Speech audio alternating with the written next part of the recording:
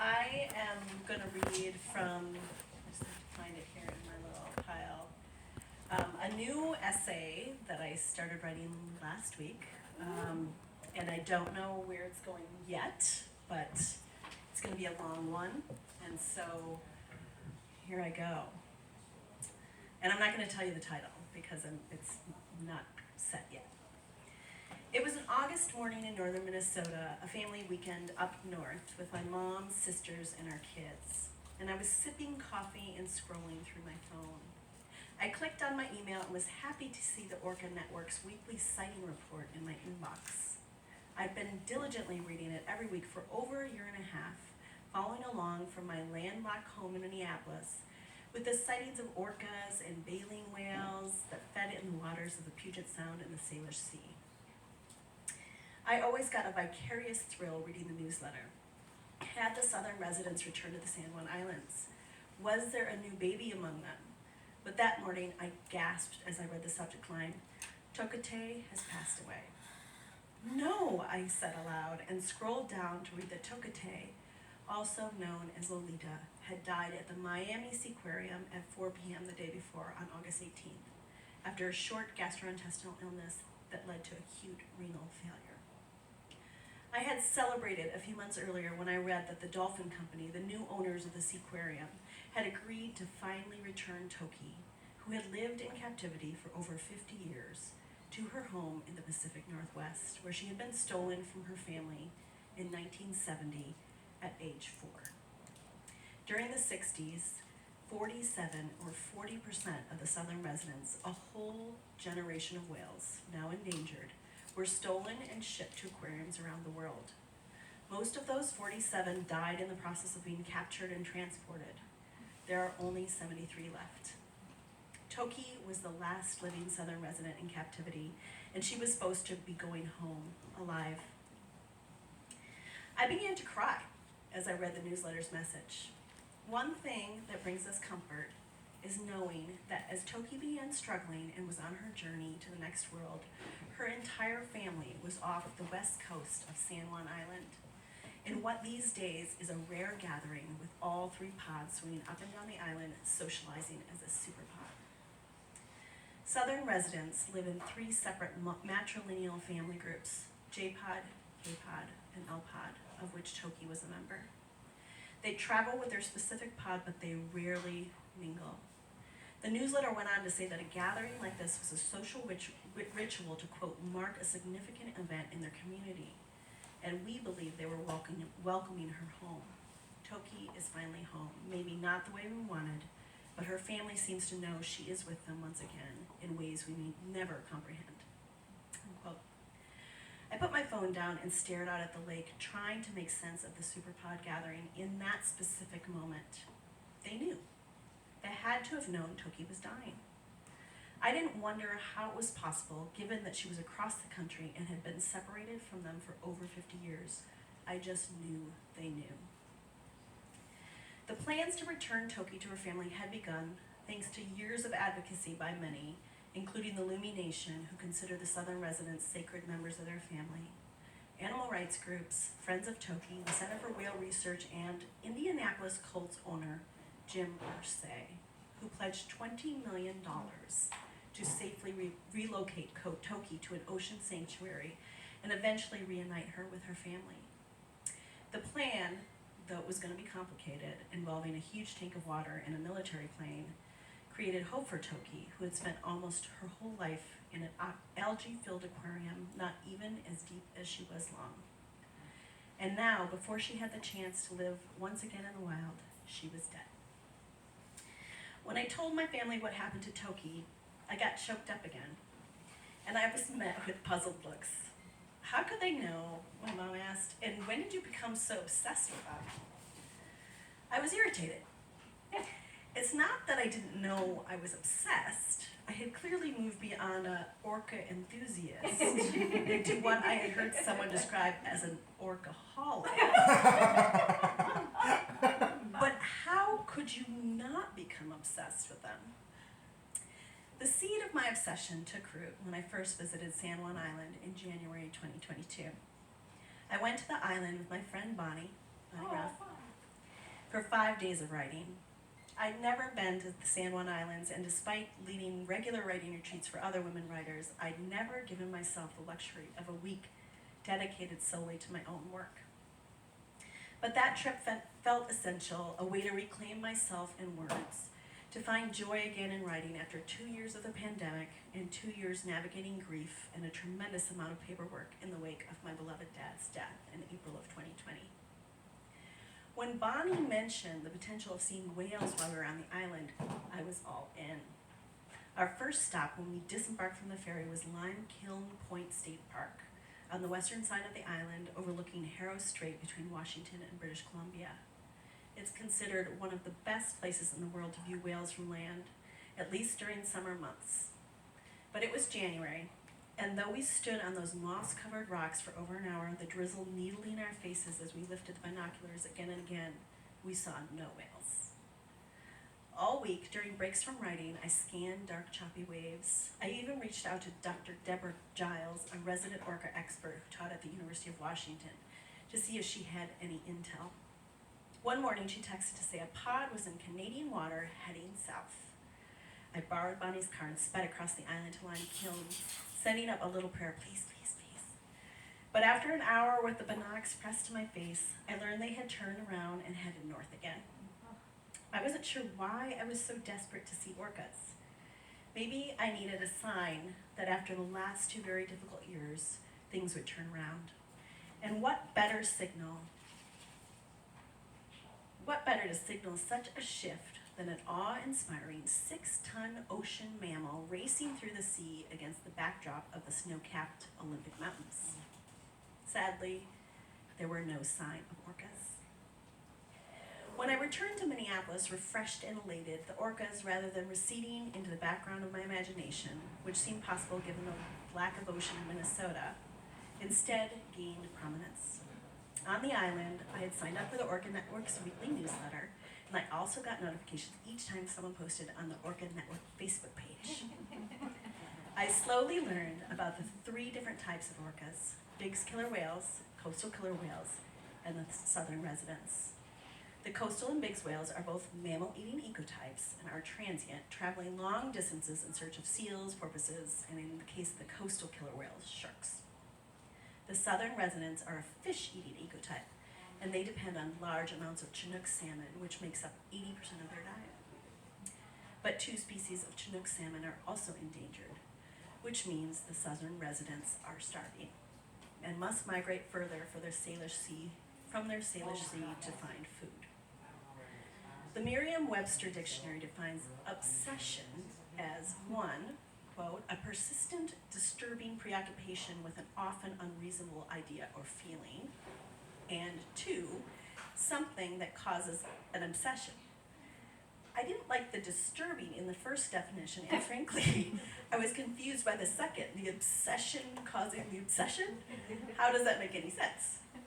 Other than being slightly annoying to my family members not obsessed with orcas, I don't see how my preoccupation was disturbing at all. Oh. That's just the beginning. That's all I've got, guys. I totally forgot I was going to read. I was just all over the orcas. Oh my god, I love that. Well, yeah, you can hear me Totally. talk at length. I told Sonya, please don't ask me what I'm reading, or I might start talking about it, and then we're not going to get to what we need to get to. Oh my god, but it totally is a book. It might be You both. must be a book. All right, I am going to read a little bit from Love and Industry, a Midwestern workbook. And I thought I would read from the essay that's one of the oldest, no, it's not one of the oldest, it's like middle-aged in here, but where the title comes from. And somebody asked me last night, like, what is the deal with the subtitle? And I thought it was totally obvious, but I guess it's not. I sold a workbook from Bob Mould, and like I just like the idea of a book of work. And so people are like, but there's nothing to fill in. I'm like, oh, okay. Because I know I love a workbook. I loved a workbook when I was little, but I guess they don't have them anymore. I don't know. Anyway, This is a strange little essay that was published in 2013 by a journal called Terrain, and they gave it an award.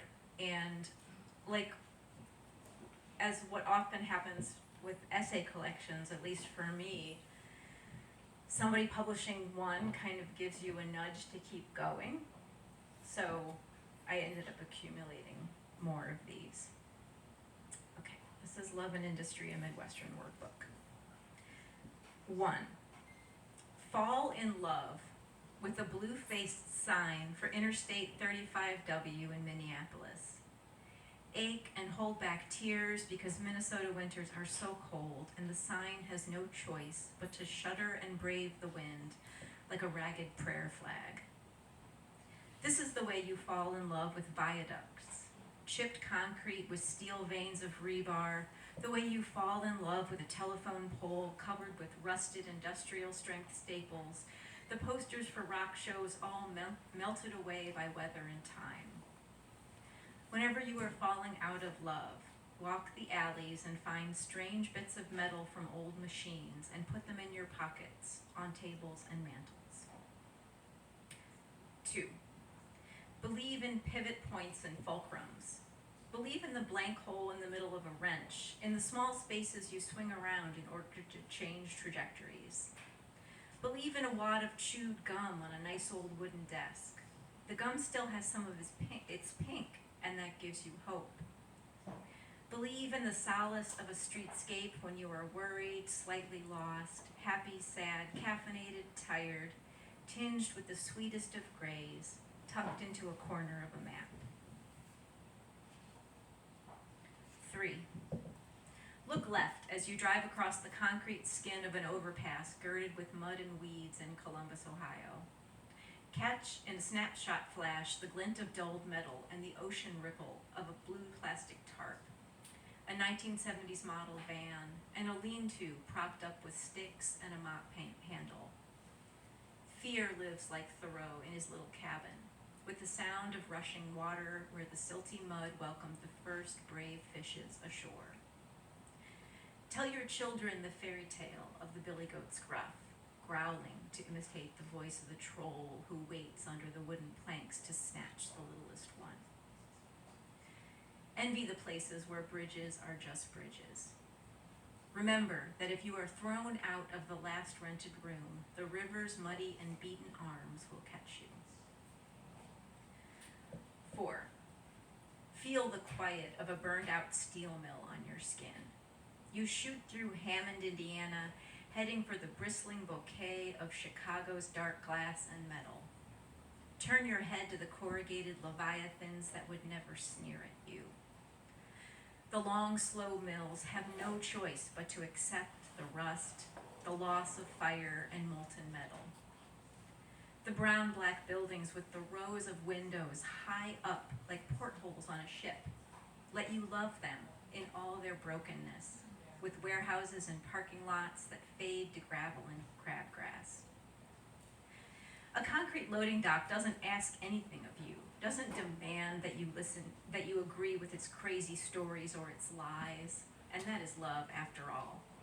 It will wrap you in the baked cookie smell of rain on warm asphalt and the earth's industrial rows of monocrop corn stretching on either side of the highway. It will give you billboard-sized abstract paintings in layers of faded paint and chipped brick and colors that haven't been named yet. You can read a philosophy on those surfaces, can vaguely make out the palimpsest of hope in the foreign language of a splash of yellow that somehow survived on those lovely pockmarked metal walls. 5. Look for industry in its purest form, pushing up its tender shoots after a forest fire in places like Linden, a bombed-out neighborhood in Columbus, raised by the war on drugs and racist zoning. The rows of boxy old houses once welcomed men home from World War II to a humming economic engine kick-started with ammunition, and now bullets rain like fireworks along streets with names like Bremen and Dresden, an echo of German destruction. Count the side businesses. Cardboard signs on front lawns advertise Avon and childcare. A sign on a telephone pole reads, "Looking for chemo patients, wigs, call 891-7633, and another, "Clothes for concrete geese." Sex workers lean into the windows of idling cars, negotiating, selling. Wave every day to the neighbors who eat popsicles and sing along to classic rock in the sunshine as they wield their wire strippers, mining the scrap cotton from spools of salvaged wire to sell to the metal yard. They might do crack occasionally, one man tells you, but they aren't crackheads. They call the cops to shut down a rival crack house on the next block. Notice the 2x4 propping up the front porch of a house that leans slightly to the left. Learn to see it not as static trash, but as a project in slow metamorphosis, a question, an option. Additions and rooms blur in awkward styles and shapes from the fronts and backs of houses, like the new growth of leaves in a slightly brighter shade of green. Listen, be aware of your judgment and push against it as you stand next to the professional recycler who rides a modified bike he has made into a cart with a trailer and 2 garbage cans, complete with a full-size boombox powered by a car battery. He has a grabber with a handle so he doesn't even have to get off his bike. Watch the fear and awe and unnamed emotion in your gut as Crystal stops in front of you. She pushes 2 babies in 2 buggies, a lawnmower twisted with wire to the handles, pulling the mower as the buggies move in a rattling parade. Her husband doesn't want her to work. She asks if you need your grass cut. One baby keeps whipping his bottle into the street. She draws, too, shows you a unicorn she designed and had tattooed on her calf. 6. See and then do not see what road you have chosen. The problem with your philosophy of industrial wreckage is that if you commit to loving and living in a warehouse or a ruined place, you launch a Superfund scale chain link reclamation with dumpsters and barrels. The danger is similar to loving the punk rock boys, the weathered ones cradling their aching heads with their beat up Converse and their wily hair, their twitching nicotine-stained fingers grabbing guitars, the boys smashing beer cans and singing songs that burn brighter when backlit with the supernova trail of impending collapse. What else is there to love?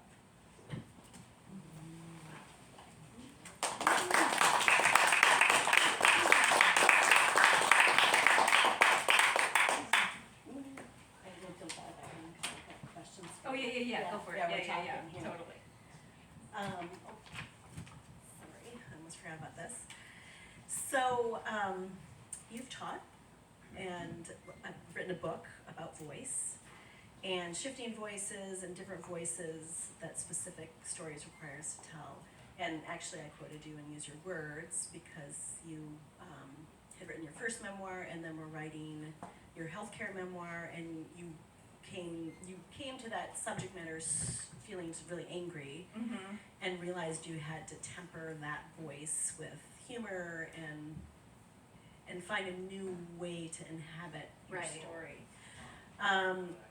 So I'm wondering if you can talk a little bit about how voice factored into how you chose the essays for this collection, and how you see your voice shifting over the many years that you wrote these essays, because these essays Right. were written over many years. Yeah, definitely. So it was like at least a 20-year, about a 20-year range. And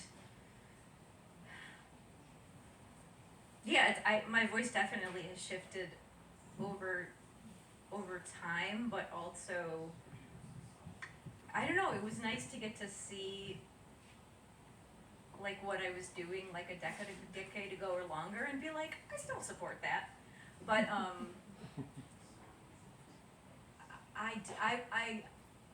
gosh, here I am talking all about voice, but it's really hard to talk about my own, which is not very Well, cool. did you edit them as part of this collection I guess that's a different question in a way, but how did you have to edit them, and did you think about voice when you were both deciding which pieces went in here, and Yeah, when you were kind of if you had to revise it? totally. I totally had to revise some essays. Well, actually, okay, so there's one essay that was originally published about like, look, I met this great punk rock boy. And then it turns out that the whole arc of the book is about like what it's like loving the aftermath of wreckage. So I had some hopeful essays. I don't know if it's, yeah, I mean, I shouldn't have written hopeful essays when I was, 30. Because, yeah, so there's one essay where I had to like, it was a hopeful essay. I had to break it in two and like put a whole nother layer of retrospective. But another thing that I think is really hard about essays is if you're looking at your past, it's really hard to not go, oh my God, I'm so dumb. Like, why did I do that? Do you know what I mean? Like, looking back. And so I'm like having compassion for my past self and talking, you know, like knowing what I knew then and doing the best I could. Like, that's a voice that I had to be conscious about introducing, with especially some of those where like I had to turn them 180 around. And it's been weird to see, I guess as far like that I've actually been experimenting with voice for a long time and didn't know it. Like this essay is pretty weird, and that's like 10 years old. You know, it's like this a second person sort of incantatory, do this, do that. Yeah. I mean, when I'm thinking about what you just said about coming back to your younger self, I'm thinking about the Pizza Hut Yeah. essay where in the end, and not to give anything, I mean, you'll still read it, it'll be fine. But when she quits Pizza Hut, which we know she did because she's here doing other things, so you're fine. But that you come to some understanding about why you had to do that, but you didn't have that understanding. Yeah. Is that something you added, or was that in the original essay? That's a good. Wow, I'm really like I shouldn't be asking such specific No, questions. no, But like, because I think that was in the original essay, but it didn't get published anywhere. I love that Pizza Hut essay. No one would take it. So, like, it's about facets. It's about that time in my life. But I've sort of been continually working on that. I probably didn't give it enough of a shot. It's one of those things I probably just submitted to one place that I really wanted to have it published, and then it didn't, and so I was like, okay. Which is not something any writer should do. I know, and you've been so widely published that I really doubt that you did that. So, like, you must have sent it on the phone. So, okay, we'll come back to the voice thing, because I think that is helpful. But I'm thinking about also, it's like, so you've written a bunch of essays over all these years. What made you realize that this was the collection about the Midwest? Kind of like this is the kind of situation. Actually, so it was Belt, the publisher. So Belt, I bought their entire thing just because I love the books that they make. I love that they're little. I love that they're about the Rust Belt, right? So I'm in their target market anyway. And then it was like, I just really wanted to be published with them. What could I publish? Like, what could I publish? You know, and then I was like, wait a minute. And then, you know, sometimes it's so close to you, you don't even realize that it's a theme and obsession in your writing. And it's, you know, so. So then did you just call them up and say, hey? No, then I sort of wrote them a query letter, and they were like, let's see what you got. And then, yeah. Awesome. Yeah. Sometimes it's easy. But if you have Midwestern based, if you're a writer and you have Midwestern based, especially Rust Beltish, like Belt's awesome, so you should totally send them a letter. All right, we got some people over there that might be Good. interested in that. So I want to talk a little bit about your process. On page 73, you use the word excavating. You excavated a kernel, and I want to have you talk a little bit about how you begin essays, and if you just kind of, if you have something, oh, I want to go back to that, or if you sit down and then realize you have something more to excavate.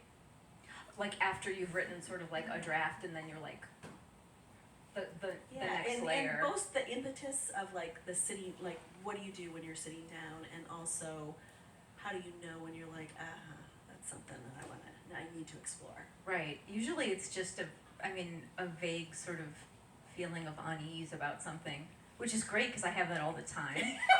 So, like, yeah, I feel like that's what I do with, like, all of my vague feelings of unease about something, or, like, worse, you know, like, a major sort of, like, and often it's the impulse, like, why did I do that? Why?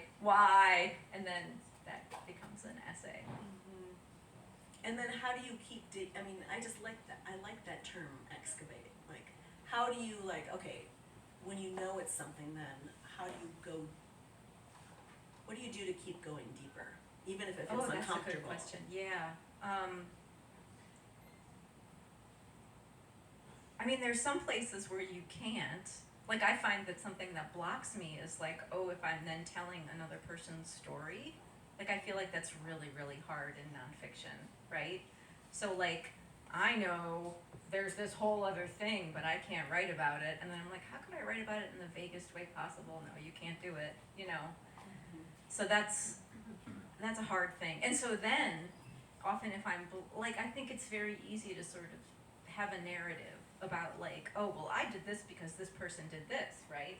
And so then when you're frustrated by that and you're not able to, like, blame shit on other people, then I feel like I have to be like, well, why, Sonya? Why did you marry that addicted person? You know? And then I have to really dig. So yeah, usually I think it is often just like trying to call myself on my own bullshit, because I can't just write books about the stories of other people and blame them. Yeah. I love that. Well, it's like making my own self feel uncomfortable, and okay, I better get to exploring that. Right. Well, and also, like, there's just so many great essays out there, and you know that people are doing this great stuff, and I think part of it is just like looking at models and being like, you know, I want to try that. Or also just also wanting to, like, get outside of my individual story and connect it to other things, you know? So I think that, that's a big impulse.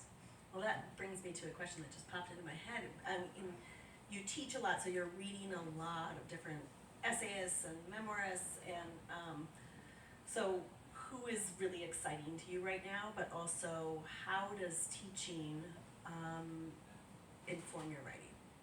Oh gosh, I feel like I get so much from teaching for writing, because there's something about identifying and discovering something with students that then makes me, it really solidifies, but I could try this, right? Or you're in the process, I'm sure you've had this too, right? You're in the process of explaining something about how something works, and then you're like, wait, I could do that, right? Or, oh my maybe God, I don't do that. Why am I not doing that? Exactly. Or like, that's really amazing. How could I figure out how to do that? But your other question was harder. Who am I reading right now that I just love? Or that maybe they bother you and you're like, this structure is you don't have to love them, but like intrigue you. Speaking of Belt books, there's this recent book that really knocked my socks off from Belt. I can't even remember the name of it. Oh gosh, what is it? It's by this guy, Ben Gwynn, and he wrote about trying to organize a union at like this subcontractor of Google in Pittsburgh, and they were really like just horrific to their employees and their contractors, who they were saying weren't their employees.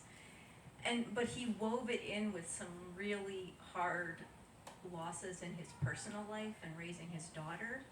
And like, it just felt so seamless and also felt super honest. Like I feel like sometimes like I've read a lot of fancy stuff and picked up all kinds of tricks that like it's a whole layer of bullshit sometimes. Do you know what I mean? I do. Like I just feel, sometimes I'm like when I read that word palimpsest, like that's not your word. Don't do that. But I didn't feel that way about you. Oh, okay. Yeah, you're fine. You're fine for me. I love you and I love you. No, but I think that some things that I've noticed, especially in essays, is like, oh, if it's heavily researched and not personal, Yeah. it becomes like this big New York Times blah blah Yeah. blah. And I was like, what's going on? Like, Yeah. for me, it's a way sometimes when I see the tricks that people put up to not actually dig into their Yeah. own Yeah. stuff. Like an interesting fact just when you're like, well, what about you? Yeah, but this is just the moment I thought you were going to get Yeah. real and do exactly what you do, is not turn away from your own stuff, because I feel like that's what we're doing as Right. nonfiction. We're grappling with our things so that we can understand ourselves and understand the world and connect with readers and other people and other Right. things that are going Because on. we're all trying to figure shit out. Yeah, and then if you throw in some, like, oh, but this is the research and this is avant-garde and da-da-da, like, I'm like, Yeah. Sometimes it lost gets me, Yeah. not interested. No, I don't care about, well, I would never do this with the orcas. We know I'm really gonna be in there with them, I just Right. haven't figured it And out. we're gonna know all about Kate's struggles. Yeah. And a lot about orcas.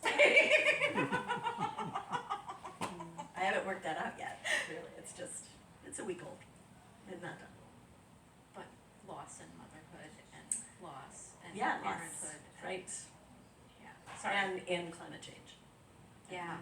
And endangered species and all the other things, and hope, how can we find hope in Right. the world that we live in right now? Right. And how do we still love things? Yes, Right. and what happens if we stop loving things? Yeah. Anyway, sorry, see, I knew this was started talking about it earlier. So just your kind of writing day, like I love it on page 89, you describe clocking in for writing. Like a little shift manager, when I write, I often make a note of my start time on a legal pad, and then I tell myself just 1 hour. And you're incredibly prolific. This is your 8th book. So have you always done this, clocked in for, and does it change depending on whether you're generating material or revising, or subject matter? I just want to say that this is not like because I am a disciplined person. This is because I've built my mental health around it.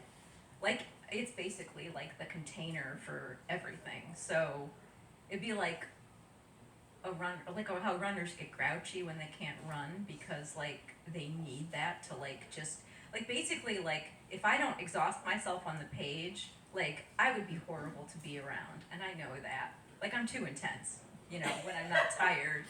So yeah, I just feel like it's kinder for other people to really flog at something first. And I need it at this point. Yeah. So an hour a day, every day. Do you do that every day? Okay, so, and here's the other thing. An hour a day for me, it counts if I am like, I'm at my desk, but I'm also like checking Twitter, or I'm looking out the window, or I'm like, it doesn't matter at all what I do during that hour. And usually I get bored enough that I write some sentences. But like my standards are super low. Some days I'm really disappointed in myself, but I cannot count words because then I'll feel like I'll like kill the joy of it. Right. So you just show up, sit down, hour, and it sometimes turns into more. It does, yeah, and sometimes it doesn't, and that's fine. Did you hear that, everyone?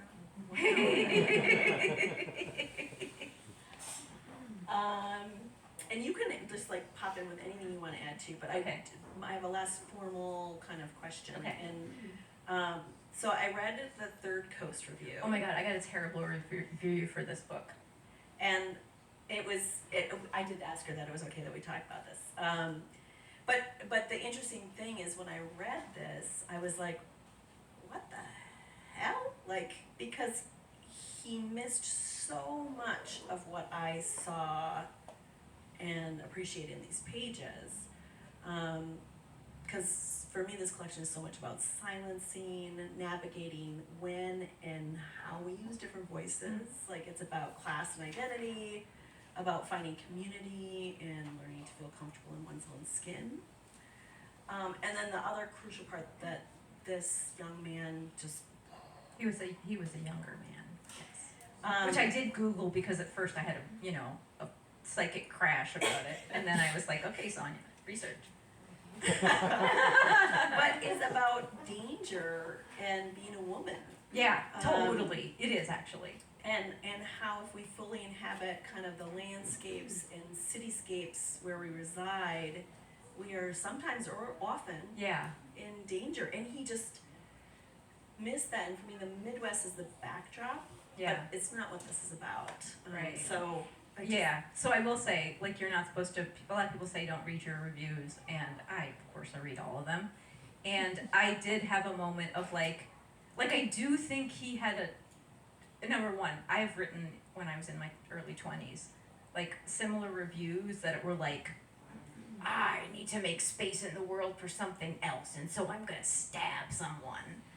And so I've written some shitty book reviews because I didn't understand the context from which the book was read. And so I was kind of like, I've done that. This is karmic justice on some level. And then, but also, like trying to see through his eyes, I was like, oh, I could see, I was trying to build a sort of implicit arc about exactly what you just said. So I'm glad you got that. But I could see having taken out one of the weirdest essays that was very internal and switching it up and just throwing some Midwestern stuff in there, and I think the idea of what you want to communicate as like an emotional arc, not everybody's gonna get that, and that's fine. But I do, I feel like for every single one of my books, I'm like, oof, like that's a place I could have done something different. Do you feel that way about stuff? I just always feel like if I could go back and edit, I know exactly what I would do. Well, I mean, I think that's the hard part of having your work out in the world, because you're going to get reactions and then you have distance from it, and you're thinking, oh yeah, I mean, it would be different if I wrote it now, or know. But I do think that it is a reminder when you're talking about books is I'm in this very intense book group. I've been in it for 25 years. Wow. And I was like, I'm not now one of the youngest people because I invited younger people in. But I was the youngest person by at least a decade. Wow. But it's fascinating, and they're really smart women. But the leader always has said, think about Virginia Woolf's saying about climbing up on the author's shoulder and trying to read the book as if you're you're up there watching the author do the work. And I feel like often with reviews, and certainly in this case, he did not have the capacity to come up, but also it was just like a capacity of lack of experience. I do think that, especially maybe a young, you don't understand what it's like to walk scared. And I mean, I just said to Sonya, I was like, okay, I'm parked over here. Or to have a disastrous marriage. God bless, may he never. But I mean, the planning that goes into safety for a lot of people is different than other people. And, I mean, so I think that there was a lack of reading or just sitting with it. But also, I feel like every book I've gotten, a review that whatever. I'm just like, it's fine. Yeah. I completely doubted myself, and then I was like, okay, I can go. And then you Googled them. Okay. Anything else that you want to address here before we move on to the questions for the? Is it time? It's time? It's time. Oh, it is okay. time. It is. All right. Okay. Let's see if the audience has questions. Well, Yeah. I mean, I love how it really reads like, I mean, it's an essay collection, but they're very connected. So you said that you did. Oh, I'm so writing. glad that you saw that. Totally. 'Cause I don't even know, It, you know? It works just beautifully. Oh, good. It flows through, like I'm flowing through this, like, so. I'm gonna lay down on the floor from relief right now, cause you just don't know. So You I just- got it, you Yes, got it, yes, okay, and cool. I mean, even then, and I, just finished reading, and I was like, and just going back and you're reading this essay that comes earlier in the book, and I'm like, oh, that connects to the last essay in the book. I was like, Awesome. oh, yeah, Thank you. yeah, and I started and get it all, like, so, you revised. So how much did you revise some of these essays, or, I mean, how much do you keep that in mind as you're putting this together? Some of the essays I just left exactly the way they were. And then really, like, it's the arc of, that's my life, you know what I Yeah, mean? yeah. Like, so, I kind of, I had tried actually for a long time to write a memoir about that arc. And I just didn't work. And so then I saw that the arc was actually here in essays, and I was like, oh, that's easier, and it Yes. was already there. That's it, I mean, I totally feel the arc of a life Thank you. here. And also, like, I graduated high school in 1988, so. Oh, gosh. It's really, but I grew up, like, on the North Dakota, Minnesota border, way up by, the Grand Forks, way up, but, we can walk to Canada, basically, but, it was a very agricultural community. But we had the Pizza Hut, and that was like the goal, the destination, to walk from Marianne's to Pizza Hut on Highway 2. Kept walking on Highway 2, you eventually get to Montana. You got your grain elevators. It's not the same kind of industrial, but it felt so similar. The flannel, I so resonated with that. Oh, But I did love that Pizza Hut essay, and but I am curious, like, how much they actually do to the pizzas. I used to love, I can't This is the brutal part. Like, they Yeah. actually, like, urinated. It could, yeah, I that was was all true. scared by that, too. I would not make that shit up. But also, it could be that I was at the worst Pizza Hut ever. I don't know.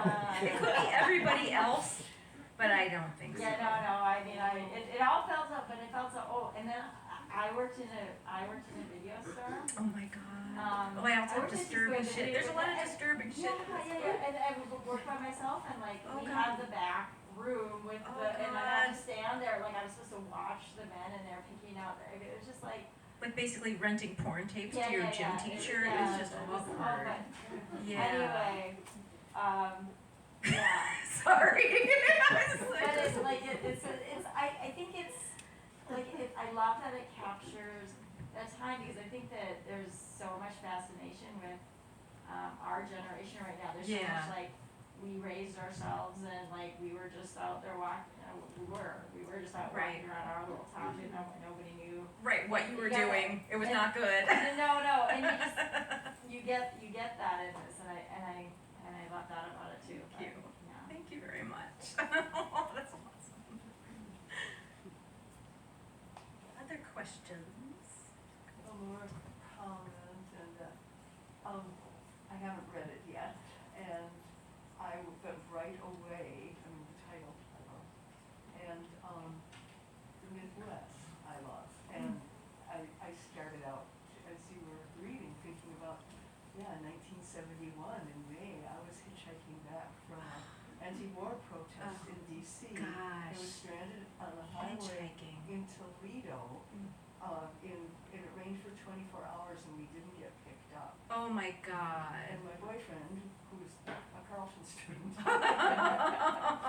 and just sort of totally lost faith, and so I'm out there, and I get us in a semi truck, and that's part of the industrial stuff. Right. And the semi trucks came down, but then beginning to work for the United Farm Workers when I was 20. Going to the buyers at the farmer's market, which is not like a farmer's market today, it's where the grocery stores go to pick out the lettuce they're gonna take and put in the mom's cooler. Trying to convince them to not buy scab lettuce. Wow. And the industrial fields, that I never saw, Yeah. but, because I was in Chicago doing this, and then Minneapolis. And then going to work at the Ford plant when I was 28 to organize talk about terror, not just the Yeah. sexism, but, just, I mean, if someone doesn't like what you're talking about, you could die. Yeah. And they would look like an accident. Yeah. And that, this sort of, brutalization of labor, Yeah. but especially, you know, added to the racism and the sexism that we saw during that time, because they were hiring the first women workers since World War II. Right. They were hiring, mainly African American, veterans. Right. Yeah, and we were the last hired on the seniority list that time, but Wow. just, you know, talk about industry and an Yeah. auto plant building trucks, it's so intense, and just thinking, I have stories. Oh my gosh. You know? Yes. Yeah, You need to write them down. yeah, right. Yeah. Awesome. Read your books about writing. Yeah. Oh my gosh. One last question or comment? I just appreciate, because I moved to Minneapolis 3 years, like during the pandemic, so I'm learning all about Minneapolis. Oh. From the Southwest to the Midwest. Actually, and the Supremely Teeny Acts too, that one had a lot of stuff related that really resonated, Oh, awesome. yeah, Thank you. with that as well. This is another Oh, book really? where I was like arrested at a climate protest in New York. It's another weird book. But yeah, and I feel like when I moved out to the East Coast, it was such a weird experience of like, oh, why are you here? How did you figure out how to get here? And like, there's actually been like, just like, you know, I feel like there's a greater ability to say, yes, the Midwest is awesome, than there used to be. Yeah. It like culturally somehow. Just maybe a few Twitter accounts that I follow or X or whatever. There's some great memes and T-shirts, and I just appreciate that so much that it's a thing you can acknowledge. Now we want to like downplay that a little bit because of the climate refugees. Like Right. people are gonna move here Yeah, that for was- our water. Oh my god! I just picked up I Yeah, picked yeah, up a book for that's sure. like the climate change handbook, and the guy basically says, "Move to Duluth." Yeah, Mhm. yeah, right, that's what it's supposed to be, the most climate, whatever, that was about 4 or 5 years ago, they said. Yeah. It still is. It's been a political refuge for people who are progressives and want to be somewhere where it's all very Exactly. progressive rather than doing the work with it. Rather than doing the work. Yeah, it's hard to do. That's another good book. Awesome. Thank Well, you. I just wanted to say thanks to everybody for the great questions and for just being here, and I really appreciate you coming out.